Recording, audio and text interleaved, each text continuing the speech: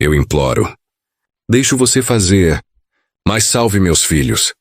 Foi o que ela disse quando eu a encontrei estendida no meio da estrada, com os cabelos grudados no rosto, o vestido rasgado pela areia e 3 bebês enrolados em pano velho chorando aos pés.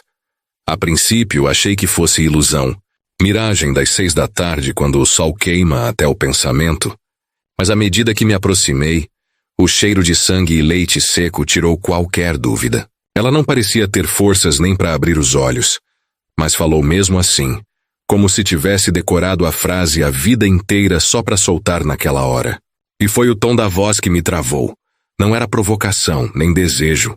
Era desespero puro, de quem já perdeu tudo, e agora negocia a dignidade por 30 segundos a mais para os filhos respirarem.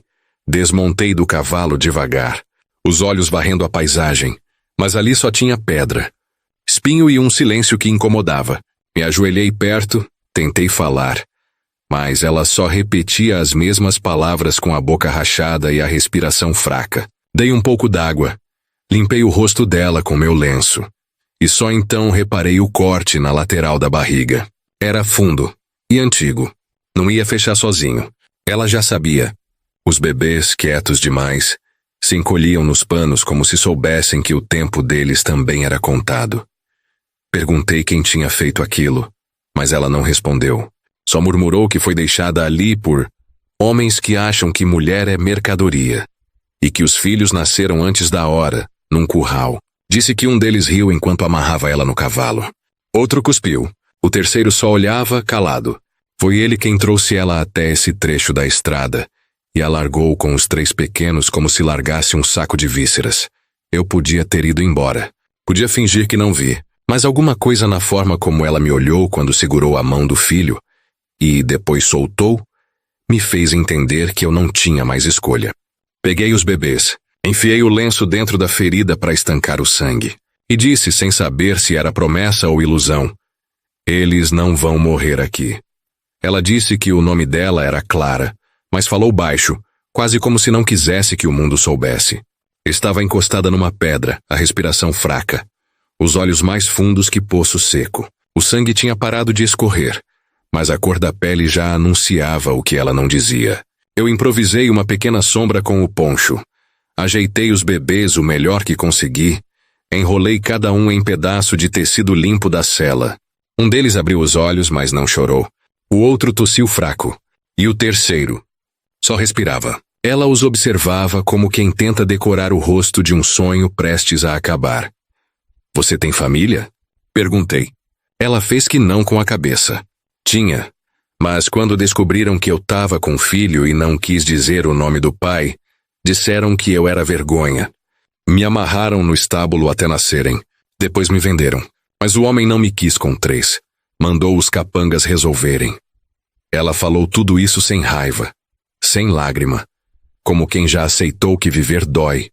Olhei em volta. Ainda estávamos longe de tudo. A cidade mais próxima ficava a 2 dias de cavalo. Com sorte mas com 3 bebês, ferida do jeito que ela estava e sem comida. Sorte era artigo de luxo. Ofereci mais água. Ela recusou. Dá pra eles. Já tô indo. Falei que não ia deixar ninguém morrer naquele deserto, mas ela sorriu fraco, como quem já ouviu promessa demais. Se ao menos eles crescerem longe disso tudo. Já valeu, o céu começava a mudar de cor, aquele tom avermelhado que avisa que a noite vem seca, fria e cheia de barulho. E o barulho começou antes do escuro. Primeiro o estalo de pedra se soltando, depois o som abafado de passos. Não de animal, de gente.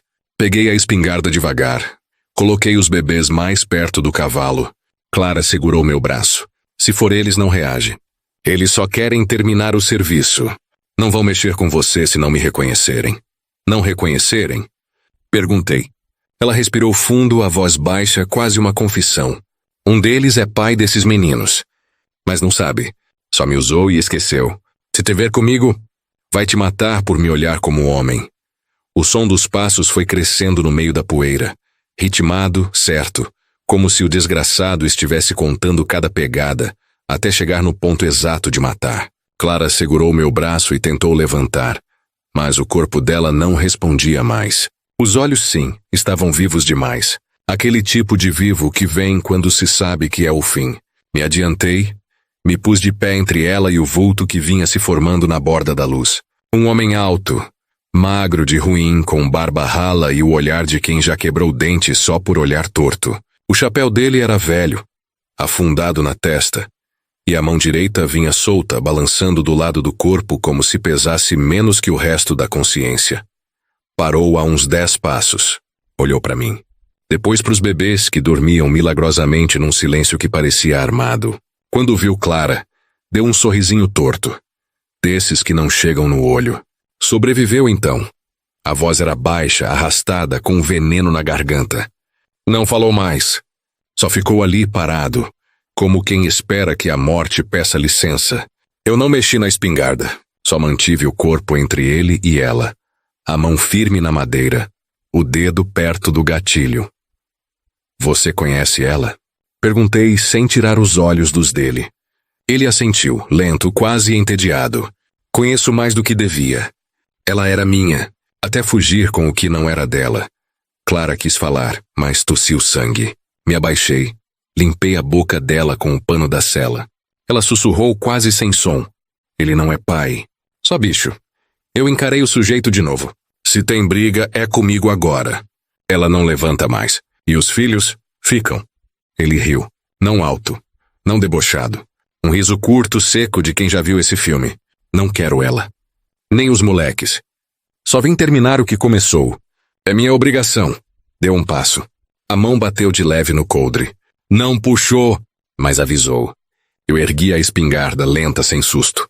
Ele parou. O vento passou no meio da gente, espalhando areia. Os bebês choraram. Alto todos ao mesmo tempo. Ele tremeu. Por um segundo tremeu. E aí murmurou. A culpa não é minha. E puxou a arma. Ele puxou a arma rápido, mas não rápido o bastante. Eu já estava com a espingarda firme, o ombro encaixado, o olho na mira. Disparei antes que ele pudesse levantar o braço por completo. O primeiro tiro pegou no ombro, e ele girou no ar como bicho atingido em pleno salto. Caiu com um grunhido feio. Bateu com força no chão e rolou até encostar numa pedra. Não morreu, mas também não levantou. Tava ali, gemendo, xingando baixo, com a mão tentando alcançar o revólver que caiu uns 2 metros longe. Me aproximei com cuidado, a arma ainda apontada. Os bebês choravam alto agora, e Clara tremia segurando o pano dos filhos como se fosse o único pedaço de mundo que ainda podia segurar. Cheguei perto do sujeito e chutei o revólver para longe.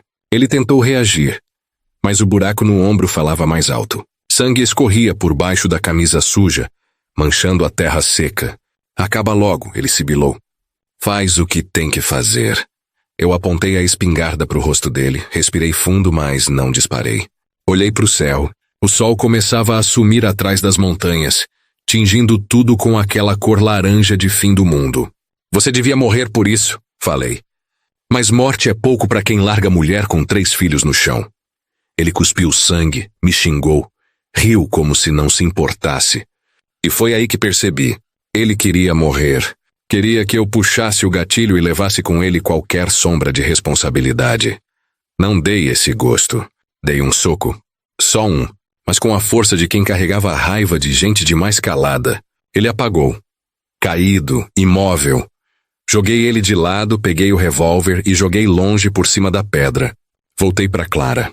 A respiração dela estava falhando. As mãos dela seguravam os bebês com uma ternura que partia o peito. Você não matou? Ela perguntou. Não ainda, respondi. Mas ele não volta mais. Ela fechou os olhos. Um alívio silencioso passou pelo rosto dela. E então, com a voz embargada, ela disse. Promete que vai levar eles para onde o mundo não chega? Prometo, falei, já sabendo o peso daquelas palavras. E nesse momento ela parou de tremer. O dia seguinte nasceu sem pressa, sem cor, sem canto de pássaro. Era só luz pálida invadindo o céu como quem avisa que vai doer. Clara já não respirava quando o primeiro raio de sol encostou no rosto dela. Estava com os olhos semicerrados, uma das mãos ainda esticada na direção dos filhos.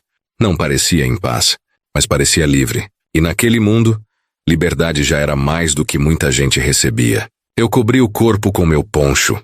Ajoelhei ao lado e fiquei em silêncio. Falar o quê? Rezar para quem? Deus passava longe daquela estrada fazia tempo. Os bebês acordaram cedo, chorando baixo, fracos. Dei um pouco de água.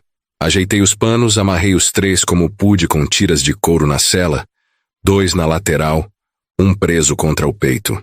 Cada passo do cavalo era um balanço que fazia os 3 se remexerem, como se o deserto ainda quisesse engolir mais. E eu fui. Sem rumo certo, só com a bússola do dever cravada nas costas. Levar aqueles meninos para longe de tudo. Para onde o cheiro do pai não chegasse. Para onde o nome da mãe virasse lenda boa, não ferida aberta. Atrás de mim, deixei o corpo dela enterrado sob um monte de pedras, do jeito que o Oeste faz com os seus. Sem cruz, sem nome, mas com respeito. O sujeito que tentou matá-la ainda respirava quando amarrei as mãos e deixei uma garrafa de água ao lado. Podia viver, podia morrer, mas agora ia carregar o mesmo peso que me caiu nos ombros.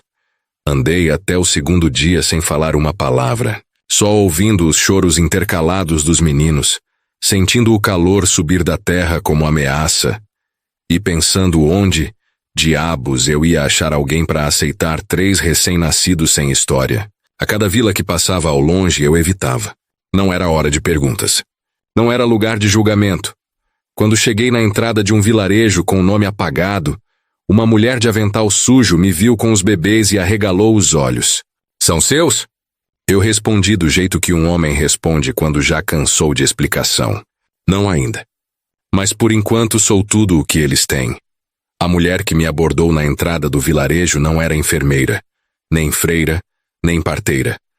Era só dona de um armazém pequeno, com farinha vencida na prateleira, e um marido que andava mais bêbado que sóbrio, mas olhou para os bebês como quem reconhece desespero na mesma hora. Me levou para dentro.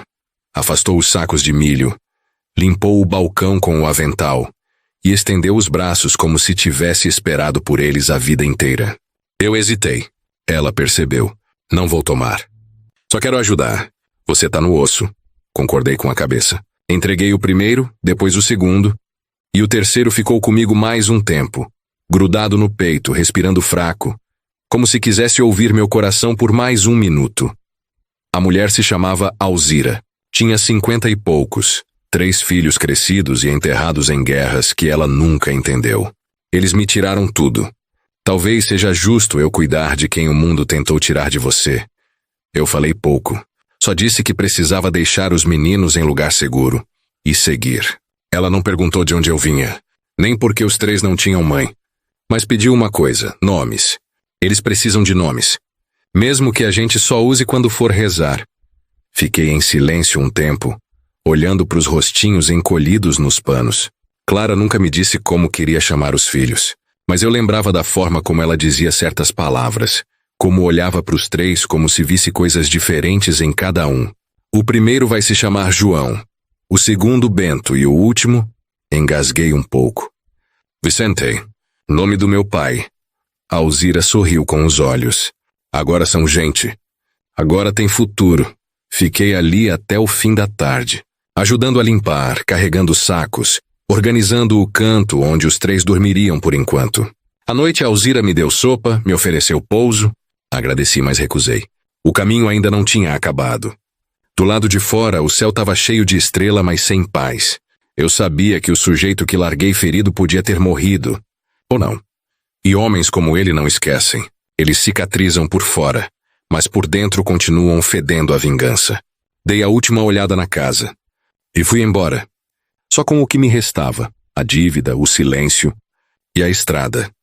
Andei sem parar por 3 dias, dormindo mal, comendo o que dava, mas com a cabeça sempre voltando para o mesmo lugar. Aquele corpo largado no chão, os olhos de Clara se apagando, a voz dela pedindo pelos filhos como se fossem mais importantes que a própria alma. E depois, os rostos dos 3, pequenos demais para carregar qualquer culpa, mas condenados a nascer de uma história que já começou com sangue.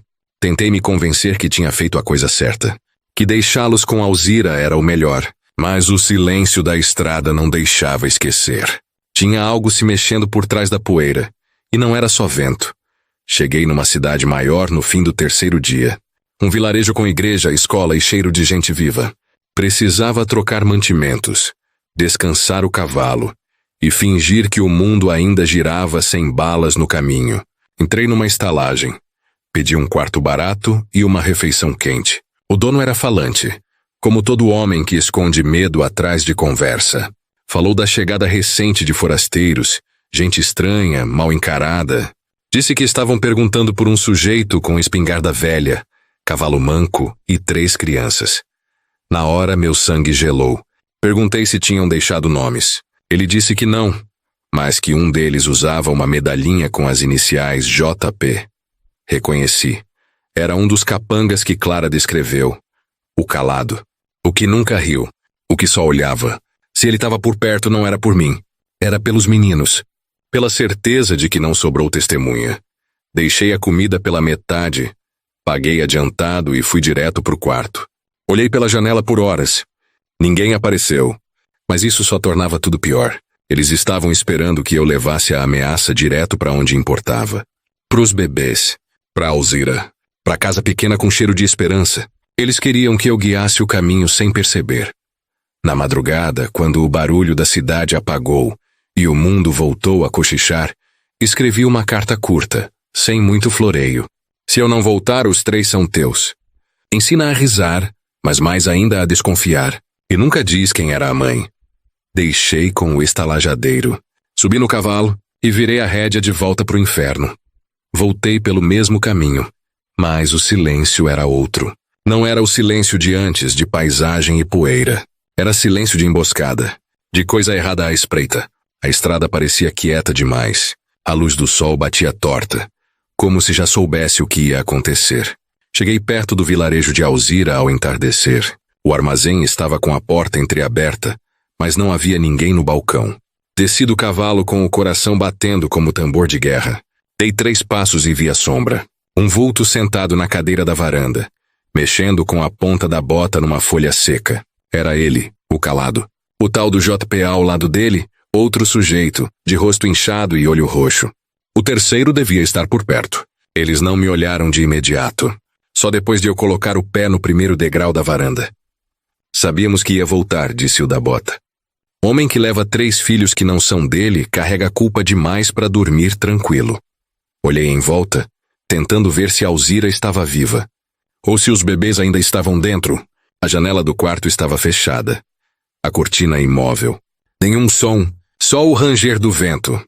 Eles não têm culpa, falei. Nunca tiveram. Vocês já tiraram a mãe, não vão tirar mais. O da bota riu. Isso não é sobre culpa. É sobre silenciar o passado. O outro levantou devagar, mão indo para a cintura. Eu fui mais rápido. Disparei a espingarda antes que ele puxasse. Peguei na barriga. Ele caiu de lado, urrando. O da bota tentou sacar, mas tropeçou na cadeira. Não teve tempo de mirar. Corri até ele, derrubei no chão com a coronha.